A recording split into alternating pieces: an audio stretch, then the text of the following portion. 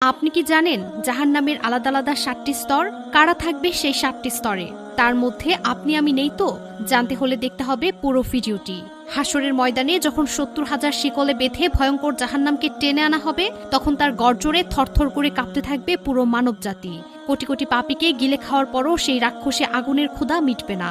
কিন্তু এই বিশাল জাহান্নামের ৭টি স্তর ও দরজার মধ্যে সবচেয়ে নিচের স্তরে কারা থাকবে, এ নিয়ে বিস্তারিত থাকছে আজকের ভিডিওতে, তাই ভিডিওটি শেয়ার করতে ভুলবেন না।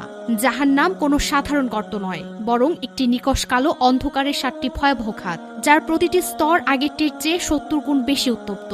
হাসরের ময়দানে বিচারের পর একদল মানুষকে শিকলে বেঁধে যখন আগুনের দিকে টেনে নেওয়া হবে, তখন তাদের মধ্যে এমন কিছু মুমিন থাকবে যারা দুনিয়াতে নামাজ রোজা করলেও লিপ্ত ছিলেন কবিরা গুনাহে।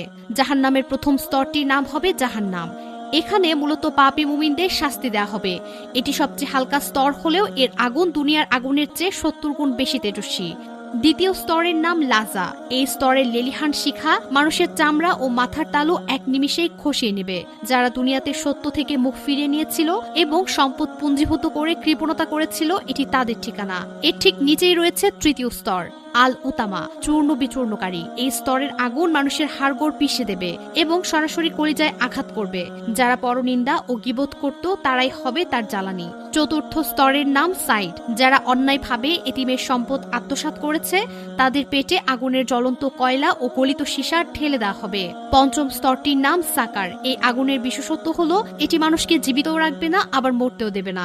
ষষ্ঠ স্তরটির নাম জাহিম। এটি ফুটন্ত আগুনের এক বিশাল সমুদ্র। এখানে পাপীদের খাবার হিসেবে দেয়া হবে বিষাক্ত কাঁটাযুক্ত জাকুম ফল এবং পান করতে দেয়া হবে হামিম নামক টকবগে ফুটন্ত রক্ত ও পুঁজ। পিপাসায় পুঁজ পান করার সাথে সাথেই তাদের নাড়ি ভুঁড়ি গলে মলদার দিয়ে বেরিয়ে আসবে। তবে সবচেয়ে ভয়াবহ হলো একদম তলদেশের সপ্তম স্তর, যার নাম হাবিয়া। এটি একটি অথৈ গর্ত, যেখানে একটি পাথর পুলের নিচে পৌঁছাতে সময় লাগে ৭০ বছর। এই নিকষ কালো অন্ধকারে কাফেরদের চেয়েও জঘন্য শাস্তি দেওয়া হবে মুনাফিকদের। যারা দুনিয়াতে ইমানদার সেজে ভেতরে ইসলামের ক্ষতি করত, তারাই হবে হাবিয়া স্তরের বাসিন্দা, এবং সাথে থাকবে ফেরাউন ও নমরুদের মতো বড় বড় জালিমরা। তা দর্শক, এতক্ষণ জনতার সাথে থাকার জন্য ধন্যবাদ।